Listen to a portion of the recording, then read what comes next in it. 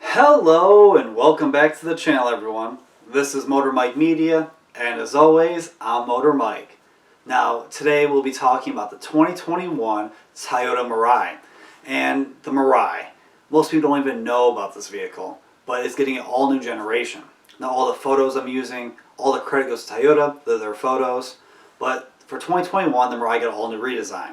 Now, the current one you can get is kind of ugly. I'll be frank, I really don't like anything about the current one, but the 2021 one that's all redesigned looks pretty handsome in my opinion.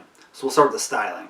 The front end, it's got some pretty nice headlights and a big old grille at the bottom. It actually gives me some whale vibes, but it's not my favorite front end, but it's not my least favorite. It's okay in my opinion, but that's my least favorite part of the vehicle, and if you're just okay, that's not bad. Going to the side profile. Now here's where I really like this vehicle. The hood, the whole front end's so long compared to the rest of the vehicle. It's actually on a rear-wheel drive platform. Now you get the long front end, some pretty nice body lines. You have the cab, but then it tapers off like a hatchback. Now, actually, the way the rear end kind of tapers like that gives me some Kia Stinger vibes. But when you go to that rear end, the lights, they're pretty handsome. I like how they connect to make an LED strip in the back. The bottom's got some black cladding, but no exposed exhaust tips because it's a hydrogen fuel cell vehicle. But that rear end reminds me of another Kia, the K5, the way the taillights are and stuff like that. You guys let me know in the comments below what kind of vibes you get from this. But overall, the exterior, it's relatively handsome. It's much improved over the previous generation.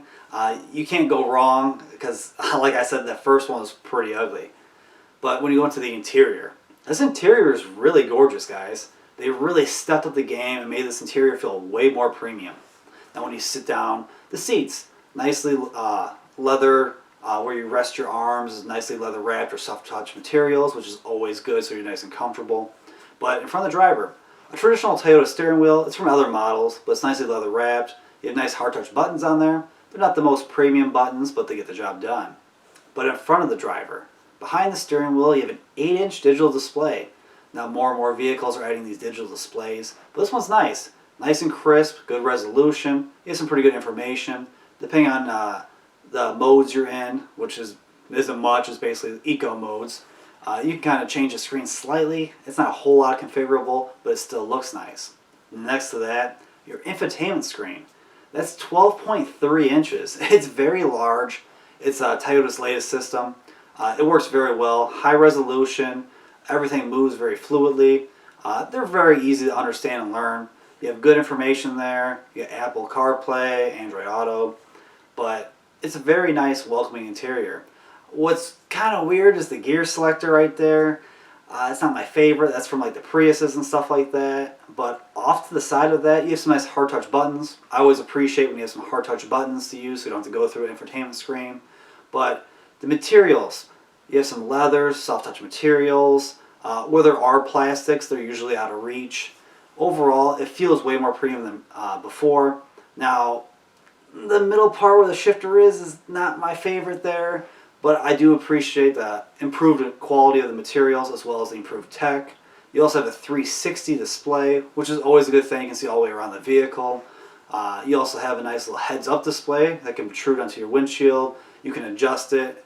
More good information. Having more information is always a good thing. But the other cool thing is a lot of vehicles are doing it.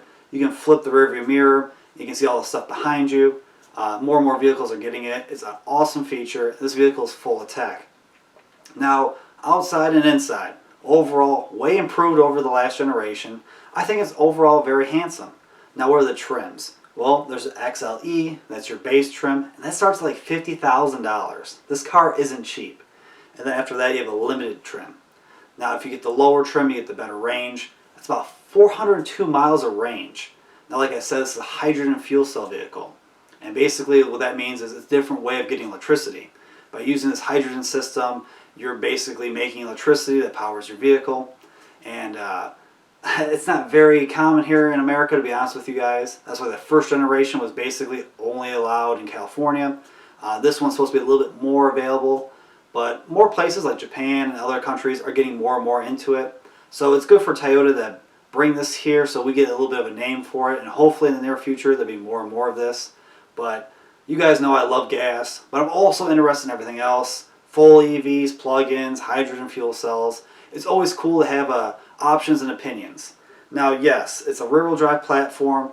You get 402 miles of range. It looks kind of sporty, but you're not going to get that performance. 0 to 60 is like 9.2 seconds. It's slow. But this vehicle is designed to kind of move you about luxuriously while getting some very good range, and it's full of good tech. Now let me know in the comments below. What do you guys think of this? Overall, I think it's relatively handsome. It's way better than what it used to be. But it's interesting to see a new hydrogen car, and it's interesting to see that Toyota invested the money to redo this vehicle. But if you guys haven't already, please check out my channel. I have all sorts of vehicles from cars to trucks. You got good old gas engines. I talk about EVs, a little bit of everything. And please, if you haven't already, like, comment, subscribe, hit that notification bell. That way you guys can stay up to date with the latest and greatest from my channel. And I appreciate you guys for watching. I really, really do. And I'll see you all in the next one.